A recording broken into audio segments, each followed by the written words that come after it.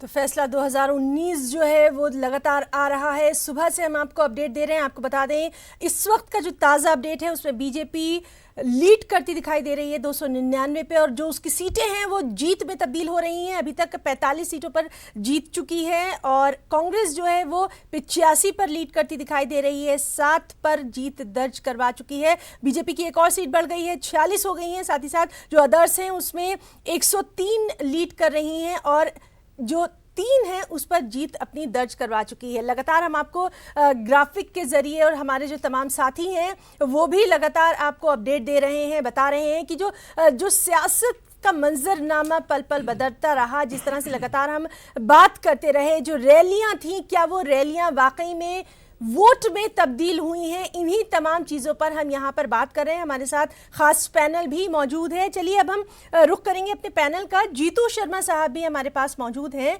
Samajwadi party से हैं, और जिस तरह से हमारी साथी सना कह रही थी कि यहाँ पर उत्तर प्रदेश जो था पहले बहुत ही फैसलाकुन रोल अदा करता था। सेंटर में अपनी जो भी हुकूमत आती थी कहीं ना कहीं यूपी पर बहुत ज़्यादा उसका इन्हिसार होता था। अब सब कुछ चेंज दिख रहा है, मंजरनामा तब्दील होता दिख रहा है। जीतू जी, आपसे जानना चाहेंगे किस तरह से देखेंगे अभी तक जो नतीजे आ रहे हैं?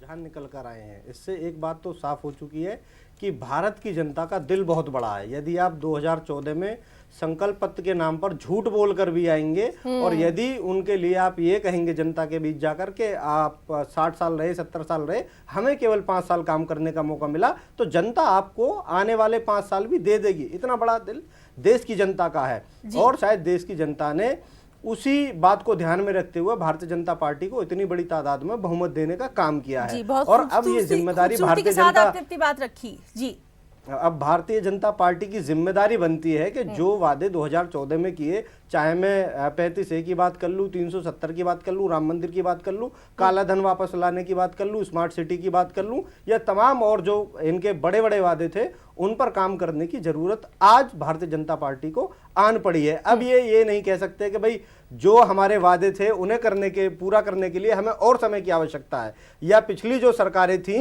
उन पर आरोप और लांछन लगाकर ये अपनी जिम्मेदारी और जवाबदेही से नहीं बच सकते। रही बात राष्ट्रवाद की, अभी मैं जेडीयू के प्रवक्ता जी को सुन रहा था, उन्होंने कहा कि ये चुनाव राष्ट्रवाद के नाम पर लड़ा गया है। तो भाई साहब, ये राष्ट्रवाद की आड़ में सेना के नाम पर लड़ा गया चुनाव है और देश की जनता ने सेना के शौर्य और पराक्रम पर भारतीय जनता पार्टी को वोट देने का काम किया। यदि देश के प्रधानमंत्री जी ने राष्ट्रवाद के लिए कोई काम किया था, देश के विकास के लिए कोई काम किया था, तो आते और मंचों पर बताते कि मैंने देश के लिए काम किया। देश के प्रधानमंत्री ने पिछले 5 साल के अंदर केवल एक प्रेस कॉन्फ्रेंस की और उसके अंदर भी पत्रकारों के सवालों के जवाब देने से बचते रहे और राष्ट्रीय अध्यक्ष अमित शाह की तरफ इशारा कर दिया। तो देखिए, इतना बड़ा दुर्भाग्य इस देश का, जहां पर महात्मा गांधी को गाली देने वाले लोग, उनकी विचारधारा को गाली देने वाले लोग आज जीतने और संसद में बैठे लायक हो गए, और जो गांधी को मानते हैं आज वो लोग हार रहे हैं। तो कहीं ना कहीं ये चिंता का भी विषय है और हमें चिंतन और मंथन करने की आवश्यकता है कि जो दल पिछले 5 साल में अपनी कथनी और करनी में इतना बड़ा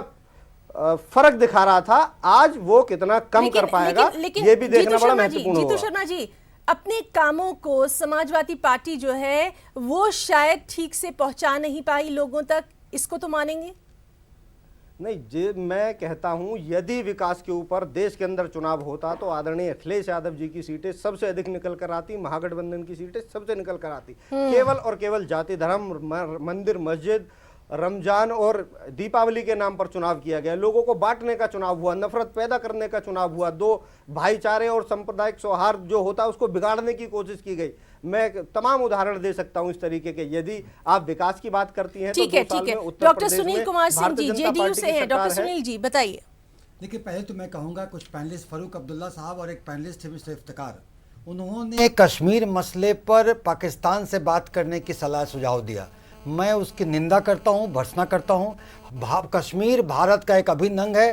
पाकिस्तान के किसी भी तरह का इंटरफेरेंस को हम बर्दाश्त नहीं करेंगे और ऐसी मानसिकता का विरोध करेंगे, और ऐसी मानसिकता वाले फिरका परस्त ताकतों के कारण ये जो राष्ट्रवाद के मुद्दे झलकते हैं और आतंकवाद पनपते हैं। ठीक मैं है, कहूंगा ठीक ऐसे है। नेताओं को जनता ने दंडित किया है और आगे भी करेंगे।